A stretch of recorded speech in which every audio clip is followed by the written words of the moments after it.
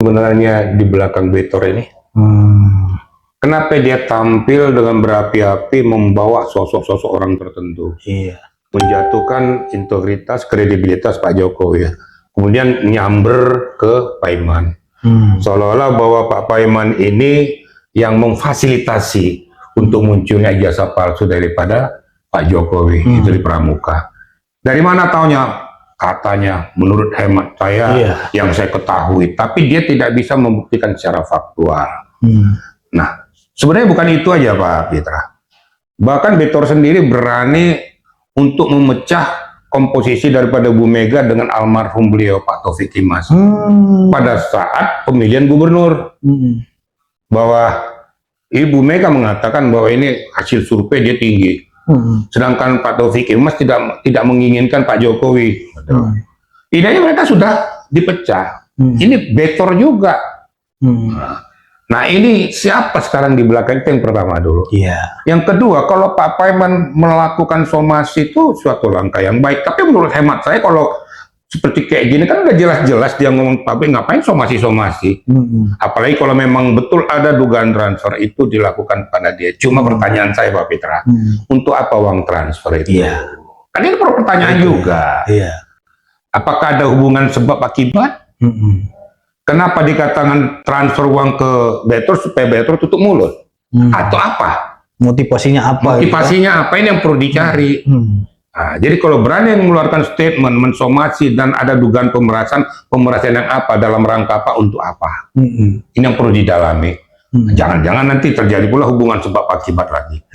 Tapi walaupun demikian, kalau memang kau sudah berani muncul ke publik karena sudah tahu kau merasa terancam dengan situasi kondisi ini, ya lakukan saja. Nanti kita lihat aja jalur etika hukumnya. Apakah betul-betul kau memang diancam dengan peristiwa ini? Apakah betul-betul memang tidak ada relevansi hubungannya dengan ijazahnya Pak Jokowi? Atau tanda kutip? Udah tahu Pak Pitra ya tanda kutip itu. Kenapa saya bilang tanda kutip? Karena ada hubungan klausul tentang masalah transferan tadi itu. Gak mungkin ditransfer tiba-tiba, muncul tiba-tiba tanpa ada sebabnya. Hanya yang perlu didalami. Jadi menurut hemat saya ini kayak seperti udah lingkaran setan gitu loh. Harus betul-betul dicermati, didalami posisi kasus ini. Kalau Betor nggak usah ditanya, Betor saya sudah tahu dari statement saya terdahulu juga ini provokator. Karena dia selalu mengatakan ilmu katanya. Habis dari Pramuka terbakar. Sehingga memprovokasi masyarakat. Cuma dia berdiri tiba-tiba muncul seperti kata Bung Pitra. Dari mana muncul tiba-tiba muncul. Siapa sih di belakangnya? Ada nggak di belakangnya? Sehingga dengan kemunculan dia ini memperkuat pemikiran masyarakat benar terjadinya keributan antara PDI dengan Jokowinya jadinya. Nah, justru itulah. Jadi dugaannya seperti itu jadinya kan gitu. Berarti masih ada kebencian nih terhadap Jokowi gitu.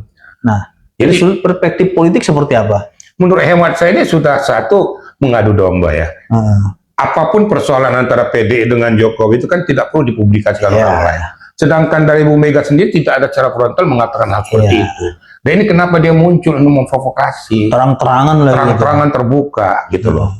Ini yang saya katakan. Jadi jangan dibawa, kasihan juga. Saya mohon maaf, kasihan juga dengan PDI, PDIP yang partai besar, jangan ditarik-tarik arena sini. Saya mohon juga kepada publik. Masyarakat juga ilfil dengarnya gitu. Jangan gitu loh. Saya sudah lihat juga tuh dia sudah ditarik-tarik ke sana. Ada apa nih maksudnya menjatuhkan nama besar PDIP? Ingat PDIP juga banyak orang-orang yang karena kata dia alasan dia melakukan tindakan-tindakan itu menyambung pernyataan daripada Ketua Umum PDIP katanya. Enggak, menurut hemat saya Pak Fitra nggak ada hubungannya. Nah, itu tadi. Jadi saya dengar kok apa yang disampaikan oleh Bu Mega itu tidak ada relevansinya dengan peristiwa ini. Kenapa dia menarik-narik? Nah, itulah yang perlu dicermati. Bu Mega gitu.